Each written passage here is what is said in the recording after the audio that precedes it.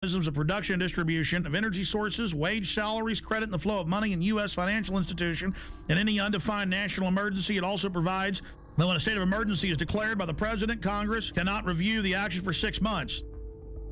PDD 51 says never.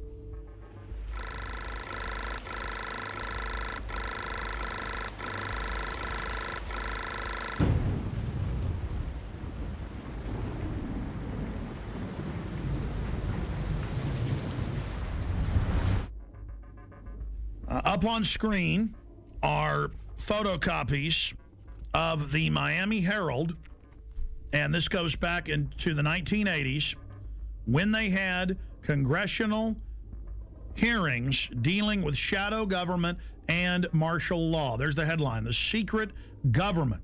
And it talks about secret summits, a plan to take over the government. And it shows the people that were in charge of the continuity of government, Dick Cheney and others. And then we have a congressional hearing where we have Congressman Jack Brooks and others during Iran-Contra bringing up the secret plans, and they're told by Congressman in a way that that can't be discussed. It's a national security issue. In the 1980s, the concentration camp program got a big boost.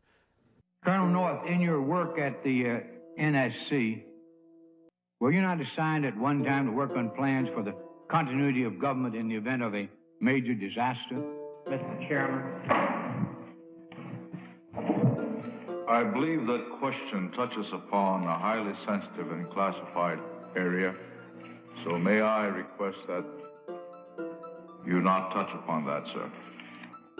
I was particularly concerned, Mr. Chairman, because I read in Miami papers and several others that there had been a plan developed by that same agency, a contingency plan in the event of emergency that would suspend the American Constitution. And I was deeply concerned about it and wondered if that was the area in which he had worked.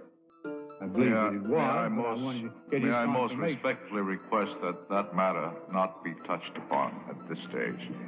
If we wish to get into this, I'm certain arrangements can be made for an executive session. And tragically, the only member who got close was Jack Brooks, and he was stopped by the chairman. But the truth of the matter is that, yes, you do have those standby provisions, and the plans are there, and the statutory emergency plans are there, whereby you could, in the name of stopping terrorism, apprehend, invoke the military, and arrest Americans and hold them in detention camps. Throughout history, criminals get control of governments. They use phony crises to enslave the public. And they're taking your pension funds, they're taking your money, they're raising the taxes on you, they are going to squeeze the daylights out of us all, and that's why they're geared up for martial law and to take the media over, because this is quite a gamble by the establishment. You know, we should have grand juries indicting the bankers and having them turn states' evidence against each other, and this whole criminal shadow government, national security state should be exposed. Everything it's engineered and bring in total tyranny and start arresting people for their speech. So it either goes into tyranny or into liberty. And believe me, folks, liberty is probably where it's going, because this tyranny is so horrible they've got planned.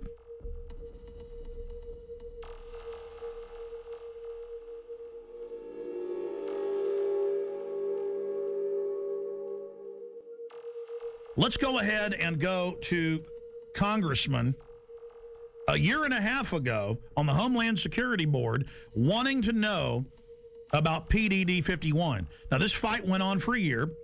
The cover sheet of Presidential Decision Directive 51 stated the president's a dictator. Congress has no power during any emergency, including economic. So now Congress isn't involved in continuity of government when Congress is co-equal to the president and the courts. In fact, the Founding Fathers said Congress was above the courts and the president, but then later courts said, no, they're equal. Now they're saying they're not. Okay? Because it's harder for a dictator to take control in the Congress because there's 500 people. Separation of powers. The president is where your main dictator will come from, so it's the weakest. It follows the orders of Congress and then executes those orders. But then the chairman of the Homeland Security Committee said, I am co-equal with the president in national security. Let me see PDD 51. And they were told no. but the cover sheet alone states the president's a dictator. Then we see last year PDD 51 being executed and members of Congress, Senator Inhofe and others, being told martial law will be declared if you don't hand total control and immunity over to the banks. And they followed orders and did it. So the martial law is now in place. And with that comes the FEMA camps. Will we get to that place? Not if we expose it. But we're already got our neck in the noose here. Is the executioner going to pull the lever? I don't know. Let's continue with the congressman talking about PDD 51. Most Americans would agree that it would be prudent to have a plan to provide for the continuity of government and the rule of law in case of a devastating terrorist attack or natural disaster. A plan to provide for the cooperation, the coordination, and continued functioning of all three branches of the government. The Bush administration tells us they have such a plan. They introduced a little sketchy public version that's clearly inadequate and doesn't really tell us what they have in mind. But they said, don't worry, there's a detailed classified version. But now they've denied the entire Homeland Security Committee of the United States House of Representatives access to their so-called detailed plan to provide for continuity of government. They say, trust us.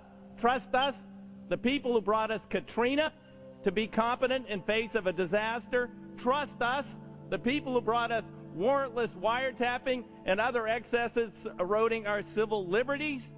Trust us. Maybe the plan just really doesn't exist, and that's why they won't show it to us. I don't know. Or maybe there's something there that's outrageous. The American people need their elected representatives to review this plan for the continuity of government. All right, that's Congressman Peter DeFazio. Now, that was a year and a half ago. Mr. DeFazio, the cover sheet says the president's a dictator and that Congress has no authority over continuity of government. That's why they're now saying Congress can't see it, because they're declaring and executing that power.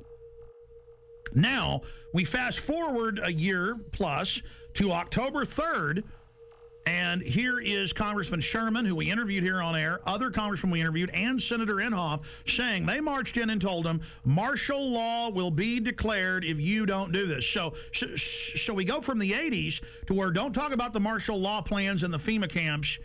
If you want to know about that, you can know about it in executive session, Congressman Jack Brooks, to, oh, Congress, you're not allowed to see the plans now. To Congress, do what we say, we're under martial law. The only way they can pass this bill is by creating and sustaining a panic atmosphere. That atmosphere is not justified. Many of us were told in private conversations that if we voted against this bill on Monday, that the sky would fall, the market would drop 2,000 or 3,000 points the first day, another couple thousand the second day, and a few members were even told that there would be martial law in America if we voted no. That's what I call fear-mongering. So we have the congressman on with us. We only have him for 5 minutes, 6 minutes. Congressman Brad Sherman, thank you for coming on, sir. Good to be with you. You know, Wall Street used these panic tactics to get us to pass this $700 billion, well, what the bill really is $700 billion in unmarked bills. They said the market would drop by 4,000 points, blood would flow in the streets, and lions would be devouring children in the parks of Los Angeles. Now that the bill is passed, our economy is still going to be very bad. The bailout money so far has been set aside to buy shares in banks, $250 billion, $40 billion to AIG, and $60 billion yet to be committed, leaving the remaining $350 billion for future use. We've got to do everything we can to focus people's attention on this bill as it's carried out, because it allows Paulson to go up to Wall Street. He can give money to one firm. He cannot return phone calls from another firm. He can he can, if he wants, finds out which firms are donating to the 527 organizations, which take secret contributions and then make political advertising. He can look at the RNC donor list. He can do anything he wants. Let's go back to what you said on the floor in the last 24 hours about members of